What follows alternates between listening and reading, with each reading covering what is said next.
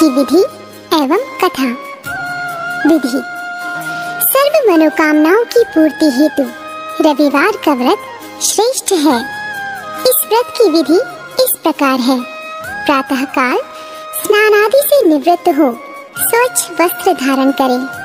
शांत चित्त होकर परमात्मा का स्मरण करें। भोजन एक समय से अधिक नहीं करना चाहिए। भोजन तथा फलाहार सूर्य के प्रकाश रहते ही कर लेना उचित है।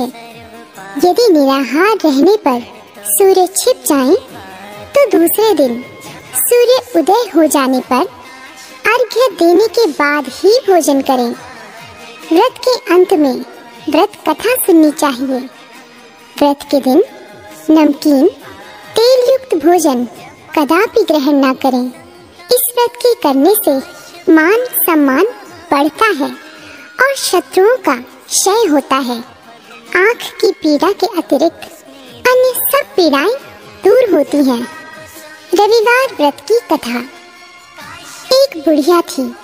उसका नियम था प्रति रविवार को सवेरे ही स्नान आदि कर घर को गोबर से लीप कर फिर भोजन तैयार कर भगवान को भोग लगा स्वयं भोजन करती थी।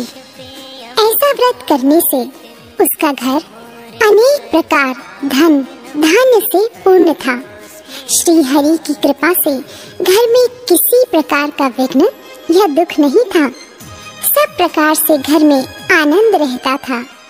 इस तरह कुछ दिन बीत जाने पर उसकी एक पड़ोसन जिसकी गौ का गोबर वह बुढ़िया लाया करती थी विचार करने लगी कि यह वृद्धा सर्वदा मेरी गौ का गोबर ले जाती है।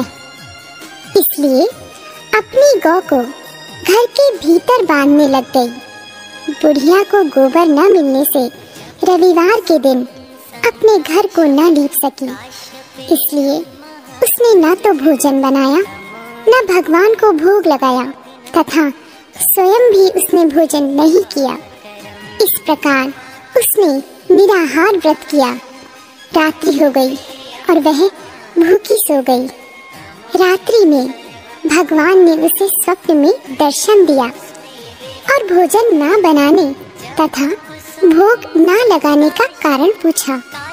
वृद्धा ने गोबर न मिलने का कारण सुनाया।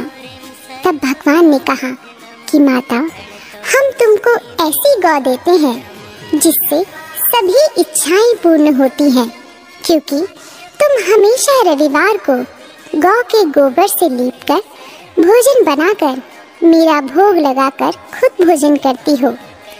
इससे मैं खुश होकर तुमको वरदान देता हूँ। निर्धन को धन और बांझ स्त्रियों को पुत्र देकर दुखों को दूर करता हूँ तथा अंत समय में मोक्ष देता हूँ। स्वप्न में ऐसा वरदान देकर भगवान तो अंतर ध्यान हो गए और वृद्धा की आंख खुली तो वह देखती है कि आंगन में एक अति सुंदर गौ और बछड़ा बंधे हुए हैं। वह गाय और बछड़े को देखकर अति प्रसन्न हुई और उसको घर के बाहर बांध दिया और वहीं खाने को चारा डाल दिया। जब उसकी पड़ोसन बुढ़िया ने घर के बाहर एक अति सुंदर गौ और बछड़े को देखा तो द्वेष के कारण उसका हृदय जल उठा और उसने देखा कि गाय ने सोने का गोबर किया है। तो वह उस गाय का गोबर ले गई और अपनी गाय का गोबर उसकी जगह पर रख गई। वह नित्य प्रति ऐसा ही करती रही और सीधी सादी बुढ़िया को इसकी खबर भी न होने दी। तब सर्वव्यापी ईश्वर ने सोचा कि चालाक पड़ोसन के कर्म से बुढ़िया ठगी जा रही है, तो ईश्वर ने संध्या के समय अपनी माया से बड़े जोर की आंधी चला दी। बुढ़िया ने अंधेरे के भय से अपनी गौ को भीतर बांध लिया। प्रातःकाल जब वृद्धा ने देखा कि गौ ने सोने का गोबर दिया है तो उसके आश्चर्य की सीमा न रही और वह प्रतिदिन गऊ को भीतर ही बांधने लगी। उधर पड़ोसन ने देखा कि बुढ़िया गऊ को घर के भीतर बांधने लगी है और उसके सोने का गोबर उठाने का दांव नहीं चलता तो वह ईर्ष्या और डाह से जल उठती। और कुछ उपाय न देख पड़ोसन ने उस देश के राजा की सभा में जाकर कहा, महाराज, मेरे पड़ोस में एक वृद्धा के पास ऐसी गऊ है जो आप जैसे राजाओं के ही योग्य है। वह नित्य सोने का गोबर देती है। आप उस सोने से प्रजा का पालन करिए। वह वृद्धा इतनी सोने का क्या करेगी?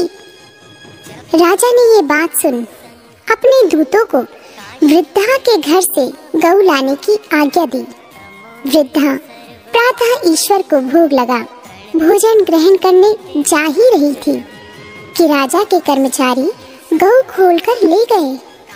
वृद्धा काफी रोई चिल्लाई, किंतु कर्मचारियों के समक्ष कोई क्या कहता। उस दिन वृद्धा गऊ के वियोग में भोजन न खा सकी और रात भर रो रो कर ईश्वर से गऊ को पुनः पाने की प्रार्थना करती रही। उधर राजा गऊ को देखकर बहुत प्रसन्न हुआ, लेकिन सुबह जैसे ही वह उठा सारा महल गोबर से भरा दिखाई देने लगा। राजा यह देख घबरा गया। भगवान ने रात्रि में राजा को स्वप्न में कहा कि हे राजा, गाय वृद्धा को लौटाने में ही तेरा भला है। उसके रविवार के व्रत से प्रसन्न होकर मैंने उसे ये गाय दी थी।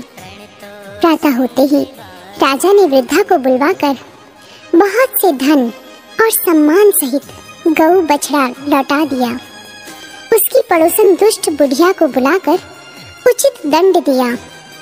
इतना करने के बाद राजा के महल से गंदगी दूर हुई। उसी दिन से राजा ने नगरवासियों को आदेश दिया कि राज्य की तथा अपनी समस्त मनोकामनाओं की पूर्ति के लिए रविवार का व्रत करो।